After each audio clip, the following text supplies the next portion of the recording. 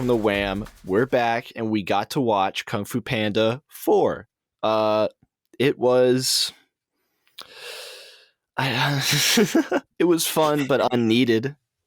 I definitely think for episode 33 of WAM that Kung Fu Panda 4, I had some high hopes for it. Mm-hmm. Not like I thought the Fox character and all the advertisements and stuff was going to be really bad, and I was worried about that. Mm-hmm. But I didn't think they could really it was pretty hard to ruin Kung Fu Panda for me. But there's a lot of elements in this movie that were just kind of lacking and just felt like they weren't really into it. I am very surprised by the performance of Awkwafina as Jen, her character, I believe is called, playing the Fox. She overall was a very fun aspect of it, replacing the Furious Five, which they shouldn't have done in the first place. It was that really was stupid.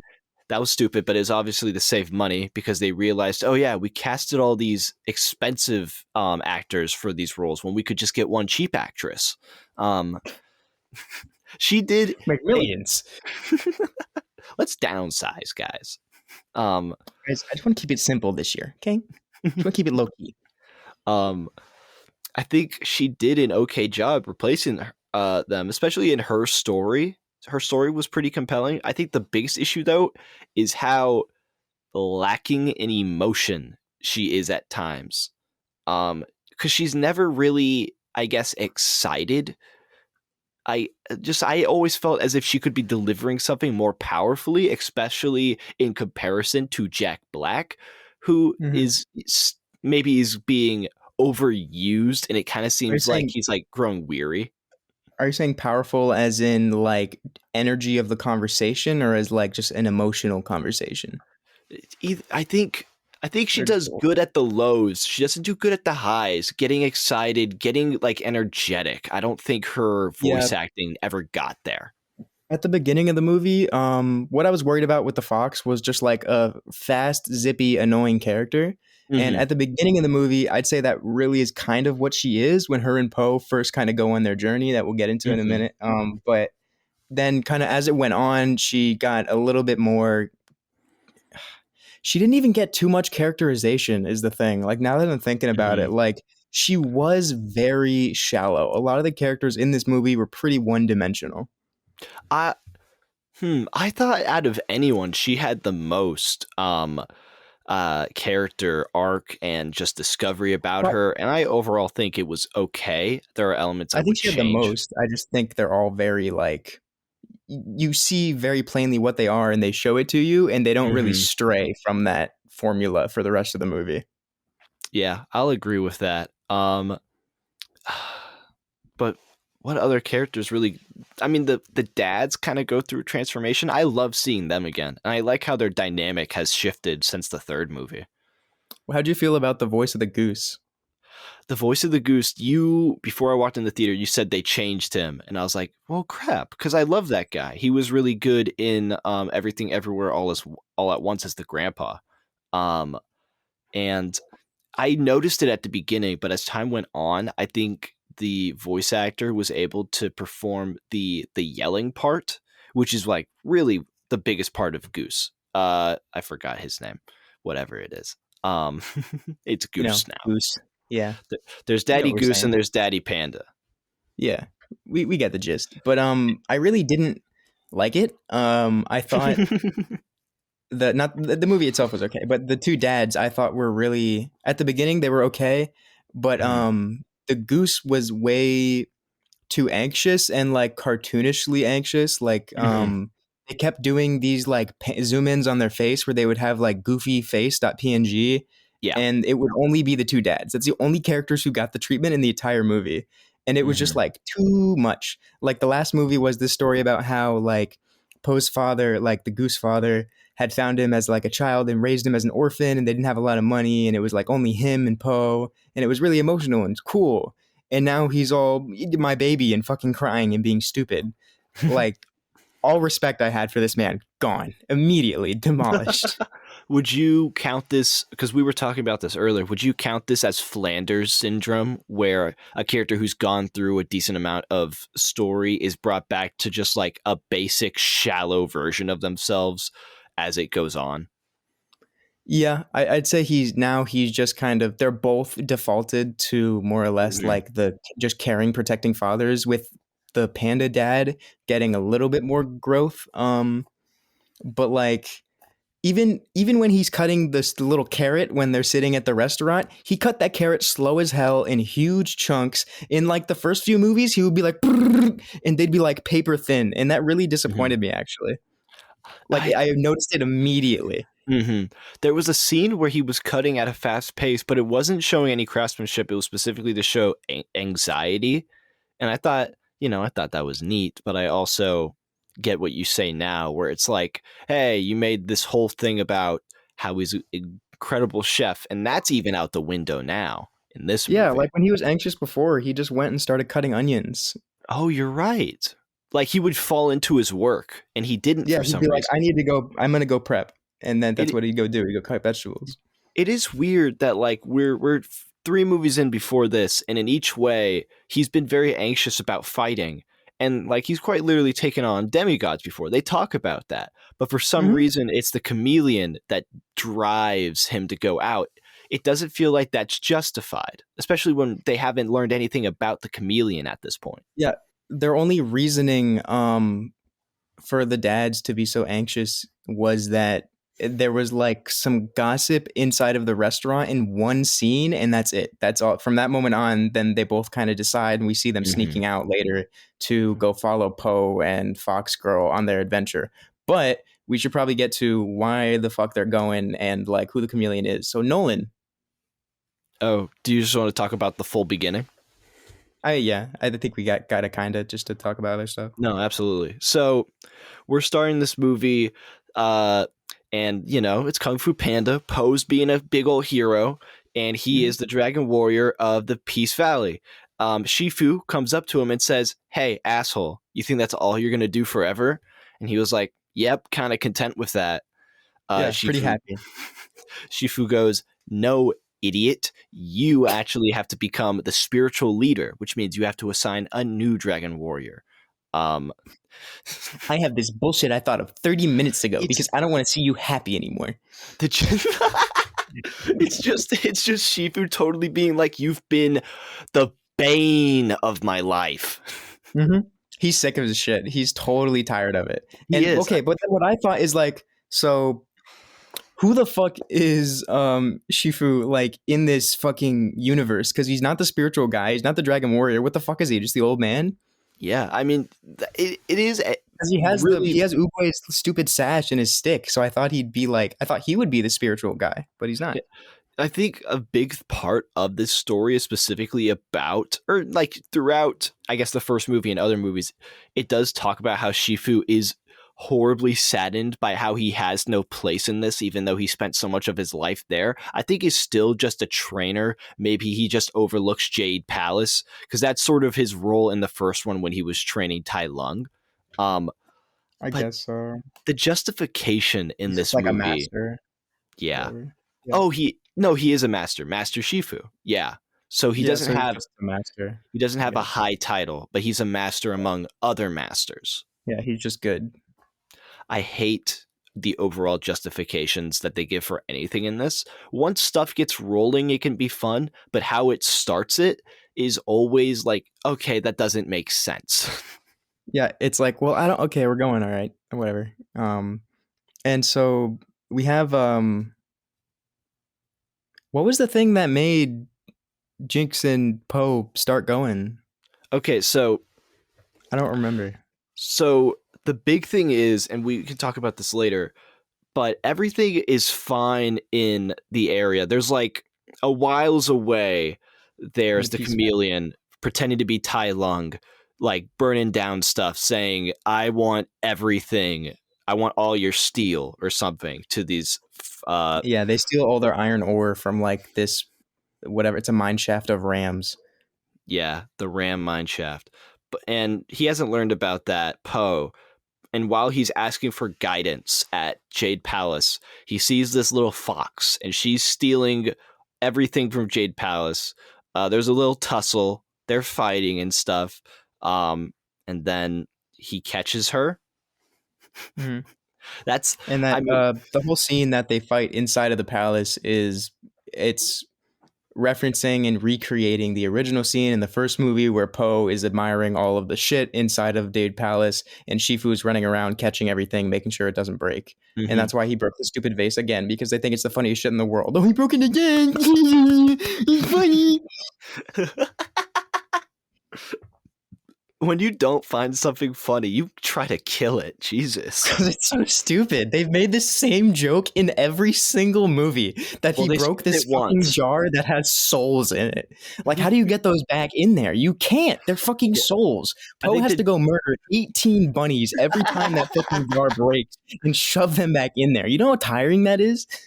Dude. I think the parallels in this are very good, but I think they don't address them enough. That's weird for me to say, but around the end, and we could talk about the end when it comes in conversation, but Mm. it definitely felt as if there's a moment where it's like, oh, it's like mirroring this part.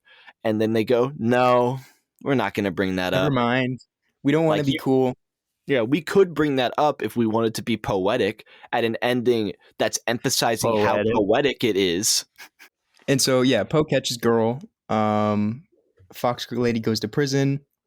And then does Shifu just go tell Poe that he's like, all right, bro, you got to go deal with a chameleon?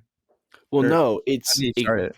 it's heard through the townspeople, and Poe's like, well, the Furious Five are all gone because the actresses and actors are too expensive. Pretty much. So yeah, so we're going. So I guess I'm gonna have to go deal with it. Shifu's like, hey, you need to stay here as spiritual leader, and Poe goes, no. Nah. Oh, you're right. He just goes like, I'm gonna go on one last adventure. Bye. He just runs away. Yeah, and I guess he goes to talk to the fox, just like, hey, do What do you you know anything? know? Isn't that what happens? He Do you interrogates the know the fox. chameleon? Nuh-uh. Ooh, I took your lamp. Okay, you don't know anything. And she's like, well, I hope someone knows something. And he's like, yeah, I sure do. And she's like, me, idiot, fucking me. And he's like, oh, all That's right, it. chill. That's one of the places where I thought she should have had more emotion because it said very monotone. I just thought it could Yeah. be performed better. Um, I think it could have been written better. Oh, I mean, writing is pretty much the big drawback in this. I guess there's performance and limitations as well. Mm-hmm. I mean, there are certain things they couldn't do without the Furious Five because they were such huge actors, which I understand. It's a bummer, but I get it. Well, There are certain things that they couldn't do, like because of the older movies, and so I don't think they could have done a huge breaking of the mold thing. Well, they mhm. should have, but I don't think they were ever going to. Let me put it that Yeah. way. Um, and so this movie, to me, like in Jack Black's vocal performance, just doesn't sound as excited or Mm-mm. like into it. And it's not like Jack Black's just like getting old. I mean, he is, but like he still has all that energy and everything in like Mhm. stuff when he wants to do it. He just really didn't sound excited here. He sounded like he was Yeah. tired. It sounds like he's doing a lot of work because he's been huge right now. He's starring in the Minecraft movie. Hmm. He brought back Tenacious D, which I was very happy with. Hmm. But he's just becoming busier and busier, and Kung Fu Panda was a big thing for him at the time. But you're coming on the fourth movie that doesn't really need to happen. I Yeah, can't why? imagine going in there being like, I'm so hyped. Oh, is Seth Rogen? No, Seth Rogen's not back. What about Angelina? No, not Angelina Jolie. Oh, well, who do we have? Oh, Who the fuck is this? A Aquafina. water? I don't. One of Yeah, the other new players was Ki Hui Wan, the the kid from Indiana Jones, who also then went to Everything Everywhere All at Once. yeah, Um, and Goonies. Use Data. yeah, and Oh, Goonies. Data. I was trying to remember Data, but if I was wrong on that, I Oh would yeah, I would never. have shafted you. Yeah, it would have been bad. But but he Yeah, so was good. he was pretty good in this. He was I thought also maybe a little bit more monotone, but I think they really designed his character well around his voiceover talent. I think they designed his character visually well for his like his voice and everything, Mm-hmm. but I didn't care at all. Yeah. All the criminals in that underground. You're giving me too many characters here that I just don't give a fuck about. If we Mm-hmm. realistically look at the old movie, like even the one with the fucking peacock, right? Like there really Yeah. wasn't any other group besides like Furious Five, Peacock, Pandas ish. Mm-hmm. The And so pandas, I feel like we got too many things going on. And pandas were just like they're fat and funny. Like that's it. That's all the mhm. characterization we had. To be very honest, the Kung Fu Panda Yeah. 4 steals some of the bits from Kung Fu Panda 3 involving, oh, we have to gather all these people because we need a large amount of people to help with the cause. And it was very impactful to have that with the pandas because Po quite literally found his lineage, and that's a huge moment. There's nothing huge about the criminal underground, really. I guess if you want to relate it back to the Fox's character, but it's automatically undermined by the stupid bunnies. Yeah, every any single moment in this movie is cut in half by a joke. There's no dead air where you can like sit in a serious moment because it is always cut in half by some stupid bit or some joke that they want to tell. Even down to the fucking final fight, there's a goddamn bit to introduce like the saving grace to Poe at the end of the movie, which was Mm-hmm. so stupid. It just kills the momentum absolutely. Mm-hmm. And like people will say a lot of the time like to that complaint that well it's a kids movie, but like Kung Fu Panda 1 was about like, they examined death and like accepting that and then moving on and the afterlife and like it was fucking deep. And this one is just like you got to change but on the inside. Yeah. Kung Fu Panda 2 is Po defeating a genocide. Yeah, crazy. I think that's my favorite one. The Most genocide or him defeating it? just the movie in general. Oh, yeah. I'm neutral on that other stuff. So then in the Oh. next part of the movie, Yeah. He basically goes on the journey with the fox who knows a little bit of stuff. They fight some people in a tavern. I really liked the fish that they met. I thought that was okay. I didn't like the joke after the first like few times. I really liked the It was drunk okay. driving bit they had. The drunk driving thing was funny. Yeah. But it just shows the fish drinking a shit ton of water, and Jack Black just looks and he says, "Should he be driving?" should we driving right now? It's good. Like I said, I think there are a good few bits, and I think the setting of, the city where we go then to find the hmm chameleon and, getting outside of the valley and everything. hmm And I think that's all great. The, passing of the torch kind of shtick that we're doing with this Fox character, I don't love it, but I understand it. They want to keep a hmm franchise alive. I think they just can't do. The thing is if they think they can bring Jen on to like do like a kung fu fox, it's not going to work. Yeah, no. I But don't. The passing of the torch makes no sense except for the fact that I guess Poe got a promotion and it's going to be like a "we need you back for one last job." last job. I can in the movie like the movie logic, it was stupid, but I understand as a studio why they did it. Approaching Kung Fu Panda 4, I think you kind of had to do something like that because Poe hmm was goddamn like sick by the end of the last one. He was like a healer and everything too, or something. Yeah, I mean they kind of nerfed him for this one. Yeah, he didn't have like any of that. Like I Sifu mean, did. He healed that little plant, made it grow flowers. Poe can't do shit. hmm yeah, I mean there's even a part where they keep talking about like a peach pit and how it grows into a tree. You can do Mhm. that. You can make it grow. Look how cool that would look visually. We Yeah. just know you can do that. No, no, Nope. not once. It's okay. Yeah. No. We don't want to go into it. Um, Um, but and like, even the villain, I guess the villain isn't super. Um, the villain can't be lower stakes just because the main plot is around her taking all of the kung fu from everyone Poe's defeated, but it never yeah, felt like it was to that scale. Like Shin in Kung Fu Panda 2 had scale to it. Um, Yeah, we And basically just saw like a montage of her flicking her tongue and like fucking some character making their eyes roll back. Like that was really it. yeah, and that happens to me every day. Yeah, really. That's what I'm saying. Like it's nothing new here. Yeah, no. Um, but so we're on their journey, whatever. Poe and the Fox are trying to get through. They go to this tavern. They with like a bunch of rough. It's basically the salty spittoon. Um, it's on a cliff face. It's all like tippy, and they're like, "Whoa, whoa!" But then they figure out they got to go to the city, and then they get a driver or a boat captain, and they get Yeah, there. And what are your impressions of the city itself? the How do you city. feel about it? Once we get to the city, a lot of the problems that I had the first part start to fade away. I really liked the new setting in some parts. I liked the the like not acoustic, but the instrumental Chinese rendition of Crazy Train that they had during a fight scene when we're introduced to the city. The area they're in is very interesting to look at. I don't like how they kind of put mob bosses in it. I think when you compare to later in the story, the idea of Jen being a outlaw makes no sense. Um, but overall, I think it brought a lot of life into it, and I think exploring the greater, I guess, area would be interesting.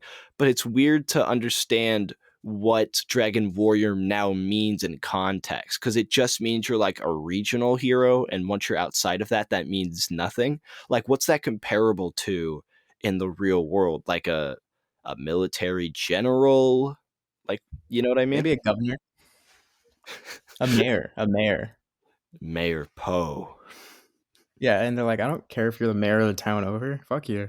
Wait, does um, that mean that there's a dragon warrior of oh, Juniper of Juniper City?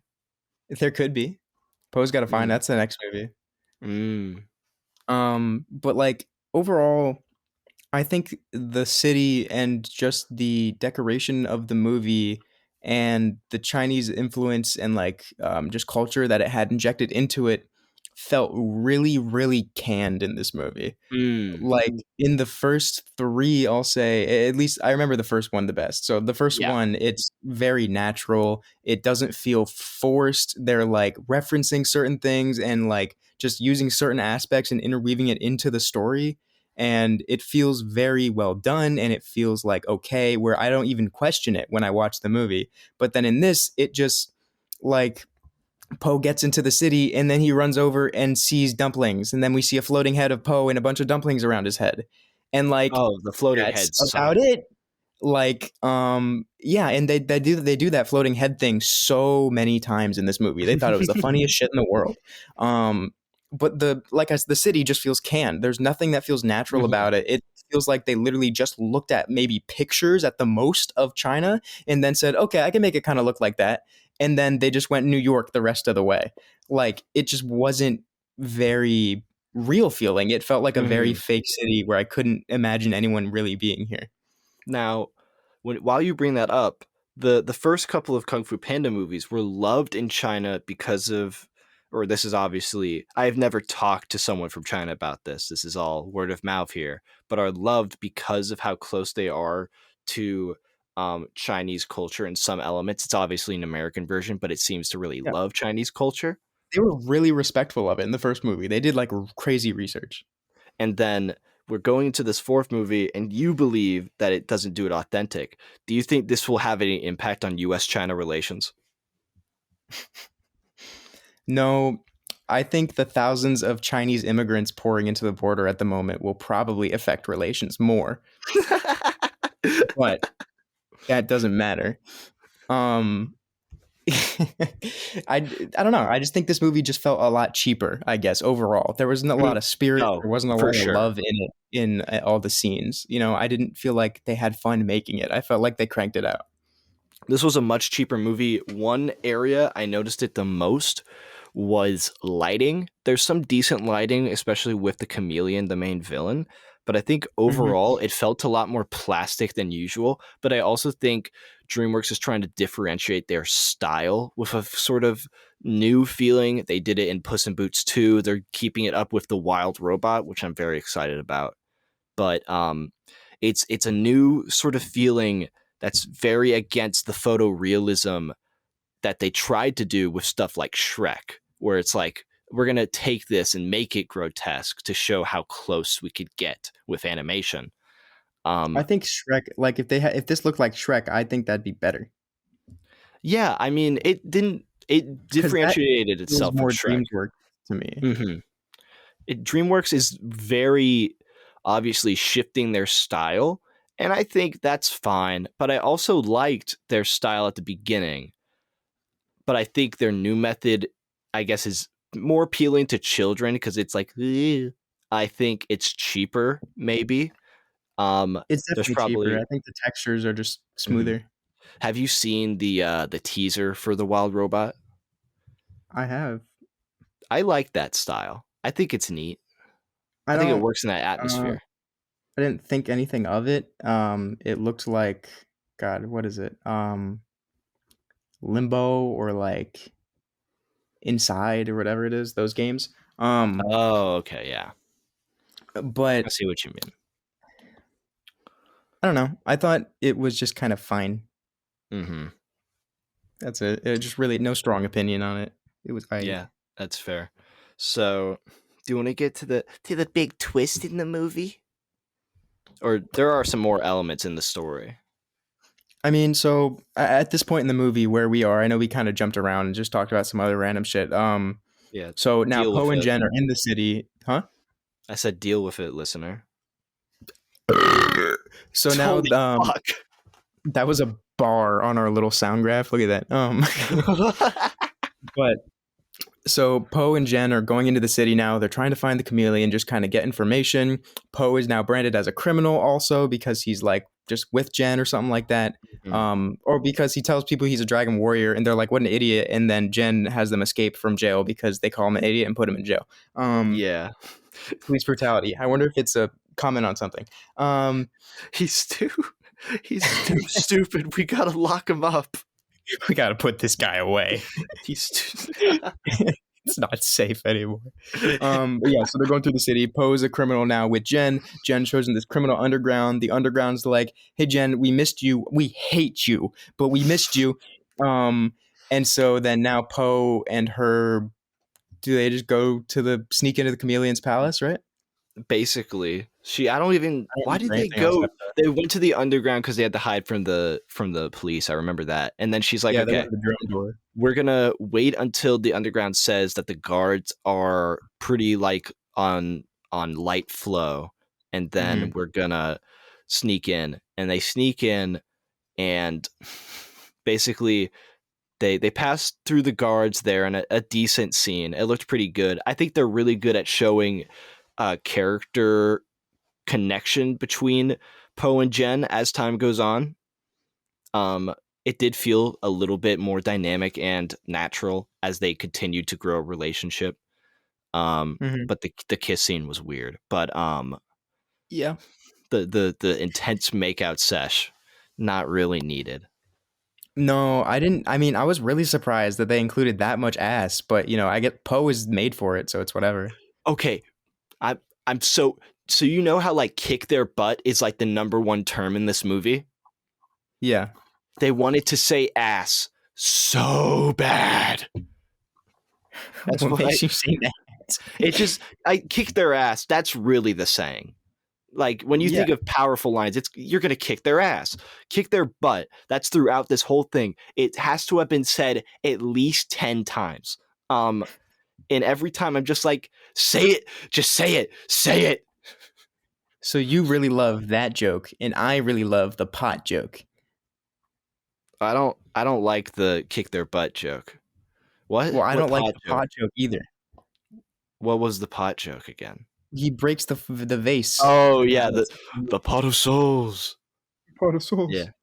Oh, I broke it again. Oh no, this has never happened. I thought it was funny that when he starts losing the pot of souls is booing at him. Boo. But It's maybe think of Morbo. Anyway, yeah. when when they enter into the tower,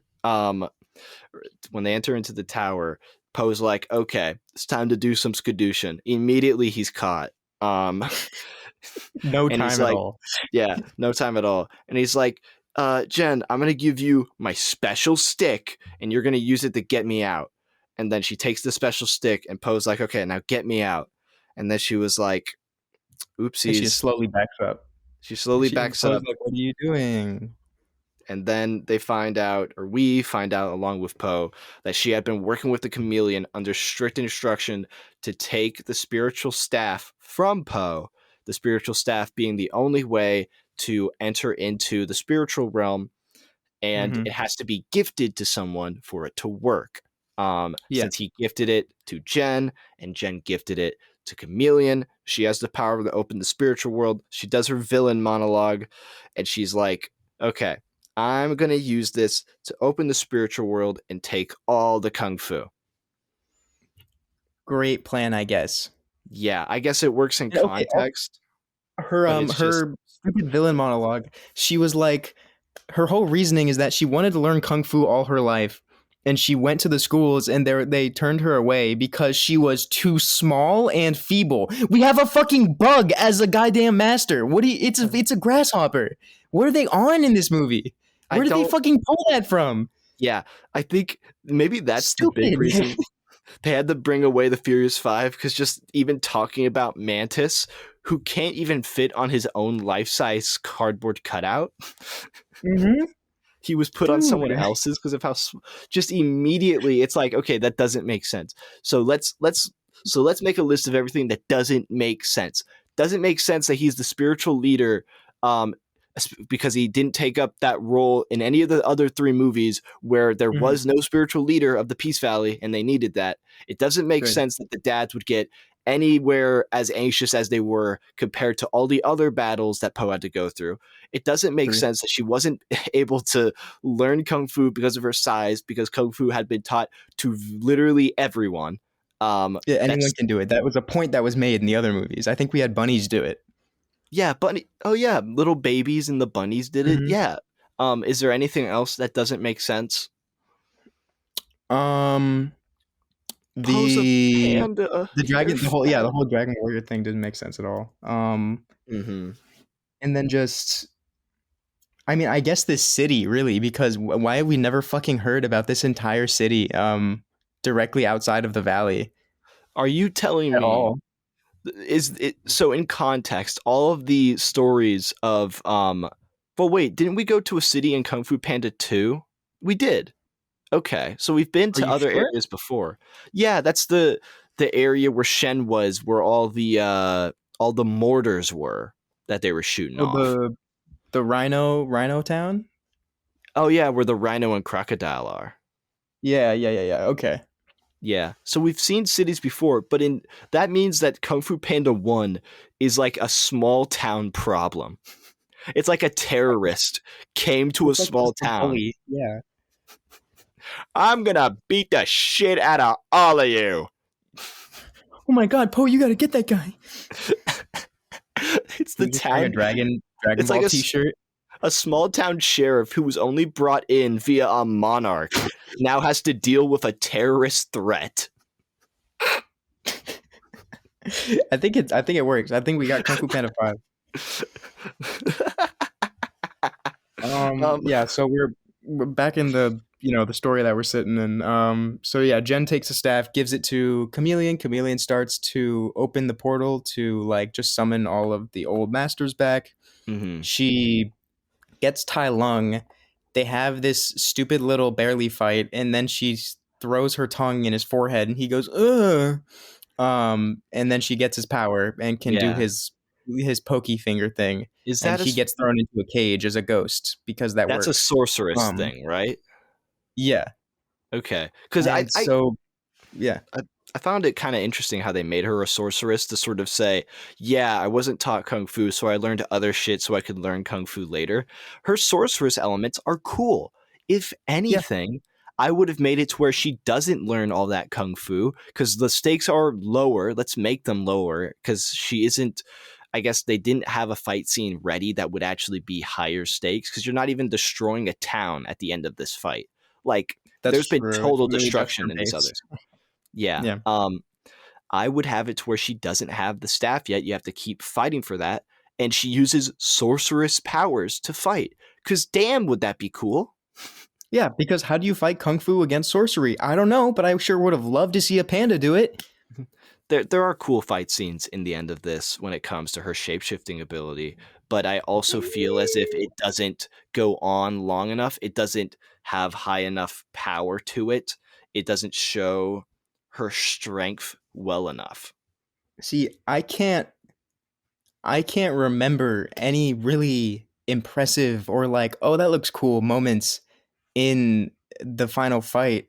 Mm, Because yeah, even the big saving grace move that Jen does was just like told to us not even 20 minutes earlier in the movie. yeah. Um, and so it just feels like, oh, look, it's that thing they said. Oh, right.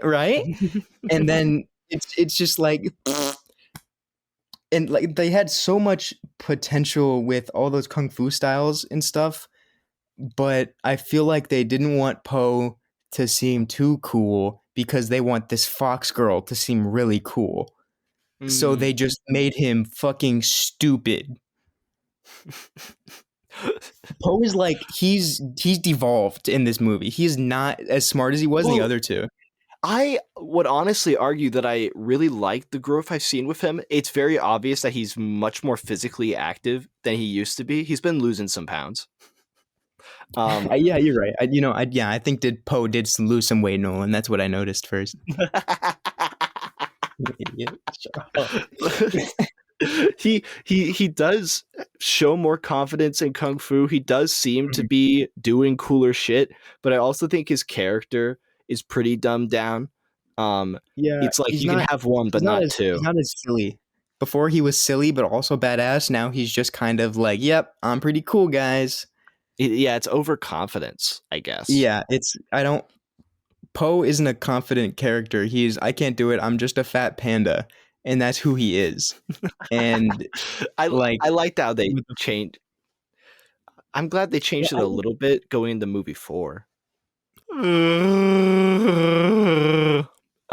Yeah, he travels down, Poe. He travels down.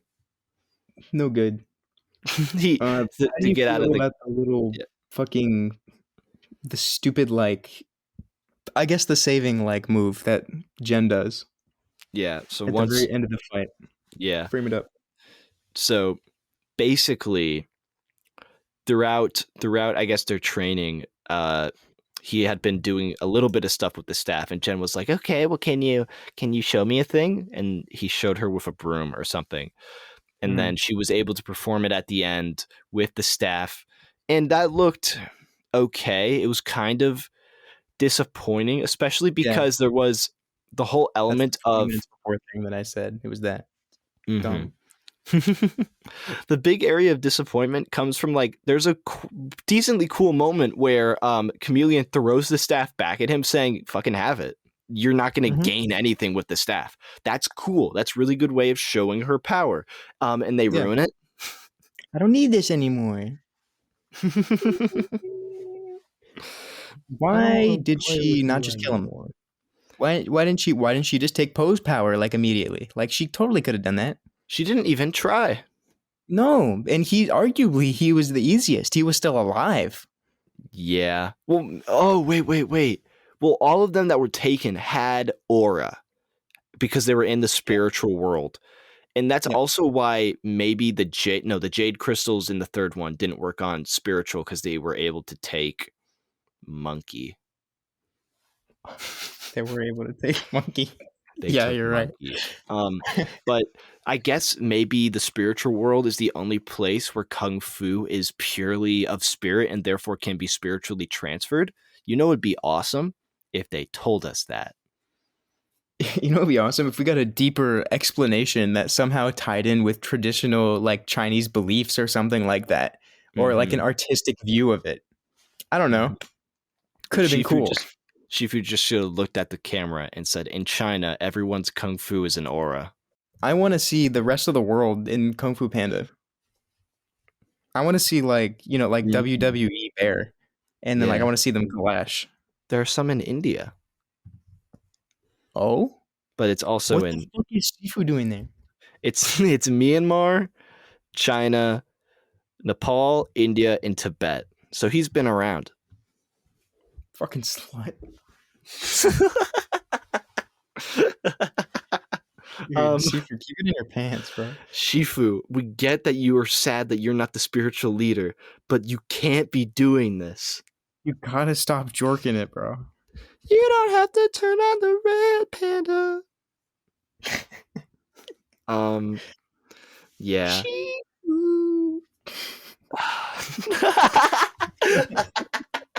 I don't know what else to say about this movie. They only included the Furious 5 in the credits, and they used the literally same frame-for-frame animations from the first movie. Yeah. They literally just reused assets. A big thing about the epilogue is they do so much to sort of shadow Jen's character growth by pose. Like, Shifu doesn't approve of her. She has to train aggressively with the Furious 5. That means a lot. They don't bring up that at all, how poetic that is. And there's a big part at the end where Poe is talking about how, as spiritual leader, he needs to give wisdom and be poetic. And they... Yeah, he's not. He's not. He's not. Do you remember Poe's words of wisdom that we left the movie with? Yes. One of them was, don't squat while you have chopsticks in your pocket. Yes. Truly. That's my spiritual leader. Yeah, what the fuck was the spiritual leader thing? Because at the end of it, he really wasn't even a spiritual leader. He still sucked. Poe, okay, how did Poe really change in this movie, actually? There's like a big monologue he has at the end where it's like, I need to stop fighting who I'm supposed to be. I should be better, and you could be better, Chameleon. So why don't we stop fighting? And then the Chameleon he says goes, change on the inside thing, yeah, but like he still wants to be the Dragon Warrior, and he's not like any better at being the spiritual leader. He's just like not the Dragon Warrior anymore. I think the best part about that is he quite literally tries being a good spiritual leader, fails, and then Shifu in his brain goes, okay, now you can kick her ass. So like, yeah, he's failing at being a spiritual leader. You've shown no growth in which he would be better at a spiritual leader, except he had like one decent line, maybe. Yeah, if anything, the Fox gave us more words of wisdom like throughout the movie. Yeah. Like whenever Poe gave a stupid one, she would give a good one. Mm-hmm. And be like, haha, maybe you keep trying it, Poe. What's the best way to put it? This is Toy Story 4. This is Indiana Jones 5. It's a lot of stuff where it's a passing of the torch thing that doesn't do that good. And it's also just a sequel that doesn't justify itself. This is a whole lot of movies at once that gives us a whole lot of nothing. Yeah. Anyways, 5 stars. Yeah. Best movie I've really seen this year. Yeah. I'd like to report that we're now working with IGN. That'd be great. Really, I'm thinking about, to rate this movie, I'm going to give it probably a 3.5. Mm-hmm. I did have fun. I enjoyed it. None of the problems I had were big enough and like prominent enough to bother me like throughout the movie. Mm-hmm. All the voice acting was all right. It wasn't anything horrible. It just wasn't as good as, the first 3. And that's kind of sad. But I hope that this means they won't make any more. We don't need more. Don't do it. Mm-hmm. Well, they're making a live action How to Train Your Dragon, and they're making a Shrek 5. So I don't think they know any bounds to sequels. What's wrong with Shrek 5? I think that How to Train Your Dragon thing is going to be shit, though. I think How to Train Your Dragon could be cool, I guess, if it were done 40 years in the future. It's going to be a lot of CGI. Yeah, it's going to be a lot of CGI. I think the landscape of like the island could be very cool to look at, because I like Nordic fjords and like just areas like that with fog. But I don't know. They were so cartoonish dragons. I think it's going to be hard to differentiate them without making them look stupid. I would say that their character design on the dragons sort of went into, I guess, aggressive realism at some areas, and I really liked them, especially that big dragon from the first one. I meant like the fucking really I'm thinking of the, oh my god, the 2-headed one, and their eyes are so big, and also the one that the fat one that's just like basically just like 4 circles. That's gonna look like Slimer when it's on a screen. It is. It's gonna be horrible, and then we're gonna have to Um, hear it like vomit 50 times. what the fuck was And that? they're The like, Tasmanian devil?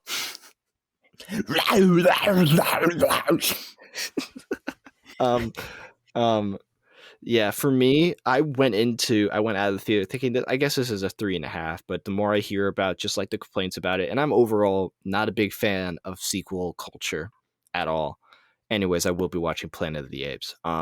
But but just hearing about how I don't think it's justified, and I believe that the original series is about a good 3.5, maybe a 4. So I think for this, I'd give it a 3, just because it definitely doesn't meet the criteria, and I think I had a good time, but just barely. So I'd give it a 3. Yeah, I think we had a good time in the words that we were happy to be back in the world of Kung Fu Panda, Mm-hmm. but it just wasn't. It wasn't the same. Yeah. At least it was better So than the good. TV show. They made a TV show. Yeah, it was when DreamWorks and Netflix had a huge deal. They were making a ton of TV shows for them. They made a Kung Fu Oh, was Panda it TV show. Furious 5 or something? Yeah, Wasn't it it about was. them? They had that. They had the Puss in Boots interactive TV show. I think they had the How to Train Your Dragon one as well, I believe. But now they have the deal with Peacock, and they made Megamind. So I'm thinking Netflix was the move. Yeah, I watched that How to Train Your Dragon show. It really wasn't that bad. It was pretty Okay, fun. that's It pretty had the good. same spirit and energy of the movies. It was pretty good. That's pretty good. That's pretty good. Yeah, but I was also like 11, so don't quote me on that. Let's watch it again and be like, wow, Nick's taste is so bad. Let's judge it completely. God, you used to watch Little Einstein? You fucking idiot. Watch some fucking film buff movie that I couldn't think of. That would be really funny if someone's like, I saw that when you were 10 years old, you rated Boss Baby 10 out of 10. I'm gonna have to take away your film card. Yeah, so were you like always this stupid or is it new? Yeah. Overall, what do you think this movie was made like, do you think they had fun in the recording studio? I think Ke Huy Quan did. I feel like he has fun anywhere he goes now that he's back in Hollywood. He's just happy to be anywhere, yeah. I think Jack Black was really excited when it started, and then as it kept going, he was like, "Oh man." I don't think he liked the Awkwafina. story. I think I he don't did think. good. I think he liked the I don't story. think. I don't think Awkwafina has ever had fun. That's very fair. People hate on Awkwafina maybe a little bit too harshly, but she's definitely not one of the greatest actresses. But I think she's growing on me, especially with this movie. She did a better job than she did in, say, Shang-Chi or Shang-Chi. But I overall, like I'm her still not better in convinced. this than Yeah. Shang-Chi. You know what? I think the director really liked the cash he got from this. Yeah, probably, but they're gonna want more. So Kung Fu Panda 8! Kung Fu Panda forever! Woo!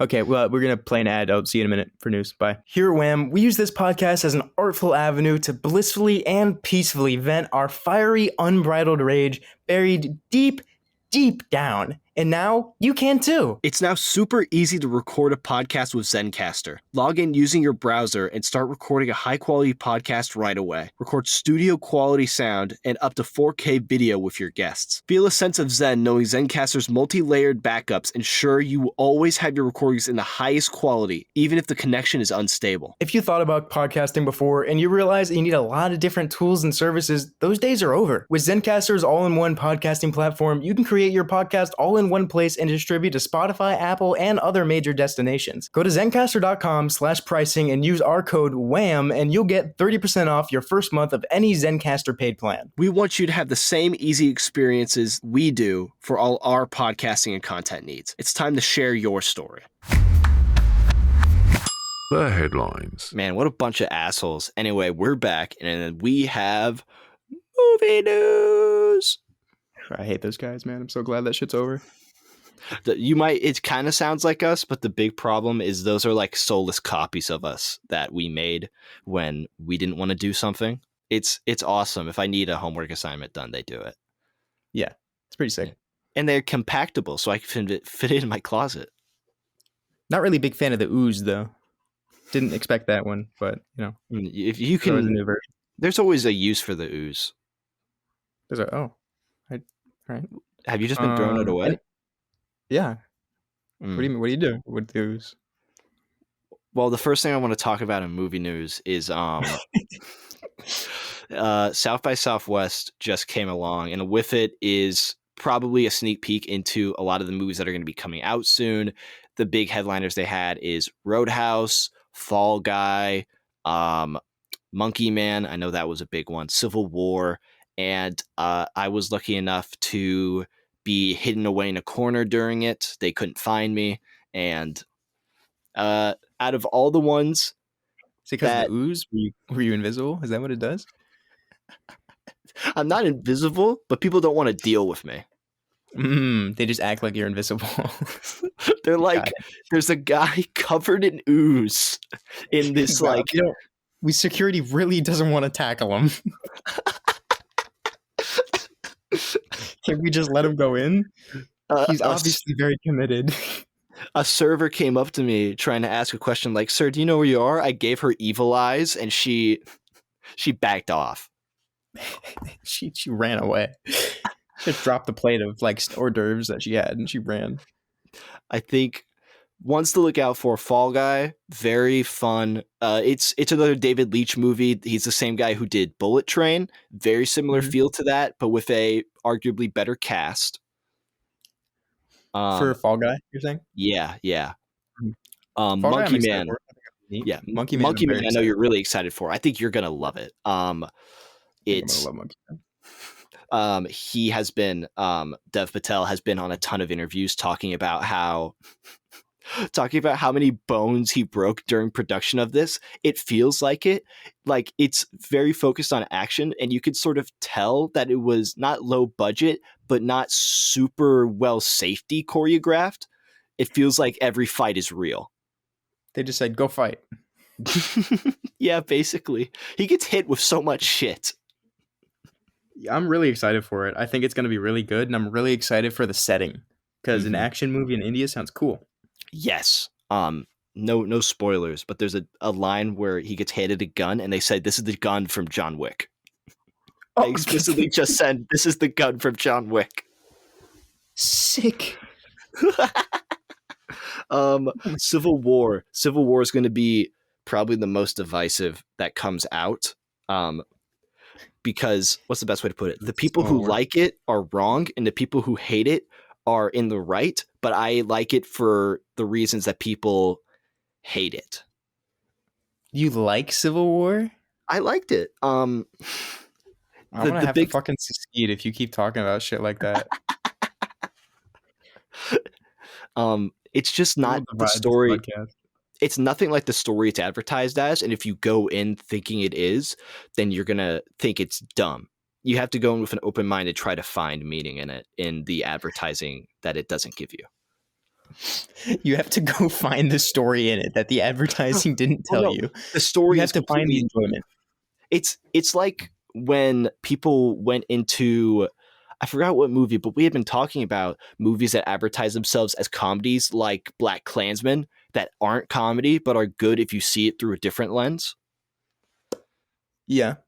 That's how I guess saw this, because it, like, if you go in thinking I really want to learn something about America in this, you're gonna fucking hate it. What's the point then? I can't tell you. It's basically I'm never gonna see it. It's mostly just a story about what it takes to be a photojournalist in war. Okay. Great. I'm happy for them. I hope they made money. What's next? Yeah. Going away from South by Southwest, we also have the current landscape. We do have those movies coming out, but we also have a ton of re-releases coming out because the writers and actors strike really did affect Hollywood, and this is the obvious the like obvious repercussion effect. of that. Yeah. More than anything, though, this is, at least in my head, a healthy medium because re-releases used to be a big part of early Hollywood because of just the system we were in, where it was like, okay, we're going to get one hit out of 10 movies made, and that one hit's going to feed us, and we can rely on that, and we can show it again in theaters and keep getting money off of it. The current thing we have is very focused on every movie has to make money. And we've been getting a lot of duds that are very formulaic because of that, trying to hit like the same gold everyone else has gone. Marks, yeah. So I think yeah. No, you go. Well, I lost my point.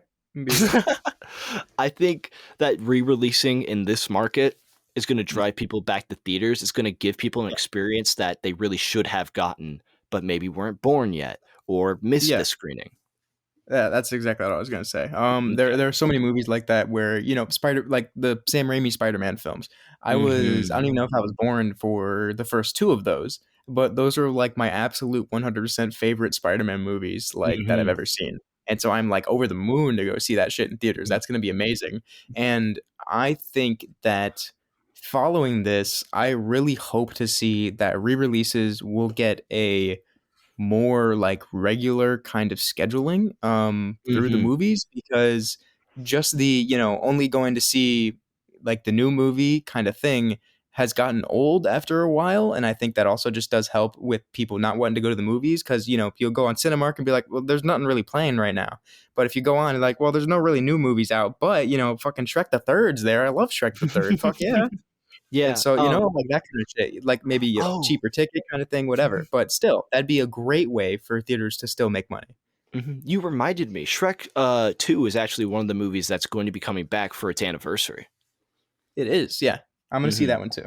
Yeah. So what movies are we looking forward to that are going to be coming out soon? Like new movies or the releases? The re-releases. For sure, the Sam Raimi trilogy, and Shrek 2.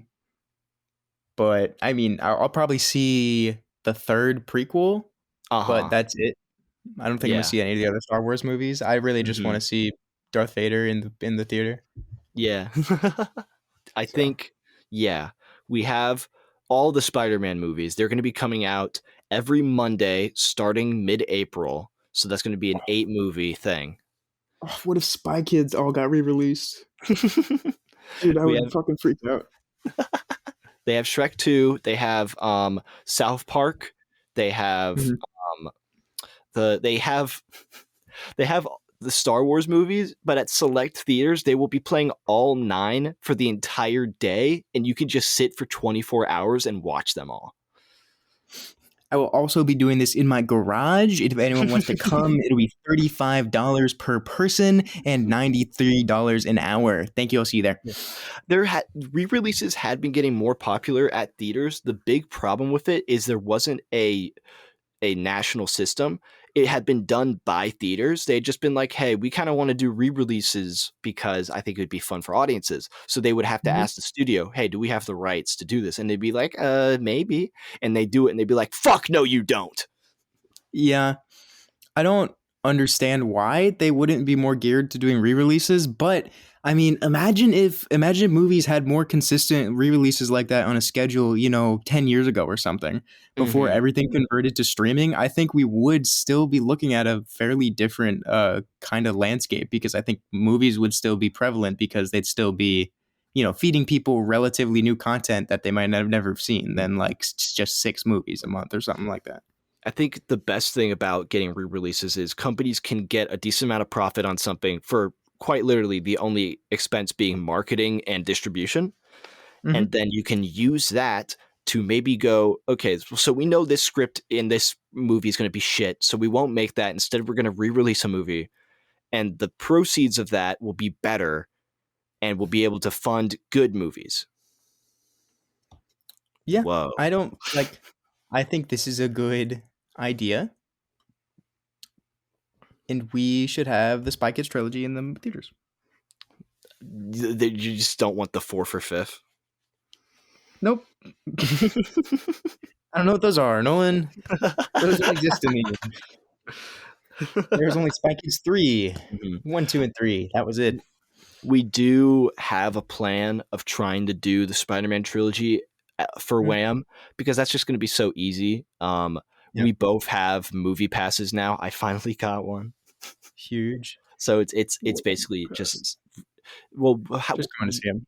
Yeah, just every Monday we'll just check it out and we'll be able to record a tight little piece, a little goodie on it, and you'll be able to hear it and you'll be able to live it out, and maybe you'll see Spider-Man 2 and 1 and maybe 3. You can be Spider-Man. Maybe you'll get bit by a spider and get cancer. Maybe you'll come in your girlfriend and give her cancer and kill her. That happened in one of the comics. That was the Marvels, wasn't it? Or what was it called? It was something where it was like, well, what if it was IRL? I don't remember. I just remember he had he was like horrific. Yeah. God. Comic books are so much better than their movies. It's unfortunate. Yeah, pretty commonly. I couldn't name a comic book I read where the movie that it was put into was better. Maybe Shang-Chi. People usually use that because Shang-Chi was a pretty weak comic book series and a pretty racist comic book series. Oh. Well, that's great that we did better. Happy our fucking bar is real high. Yeah, I couldn't think of anything else that maybe did it better. I think people said the Avengers were pretty lame before the movies. Maybe that's one way you could do that, but yeah, I guess so. Yeah. I guess just superheroes before Iron Man, really. Real. Oh, okay. Shazam 2 is better than the comic book. But that's because Shazam 2 is better than The Godfather.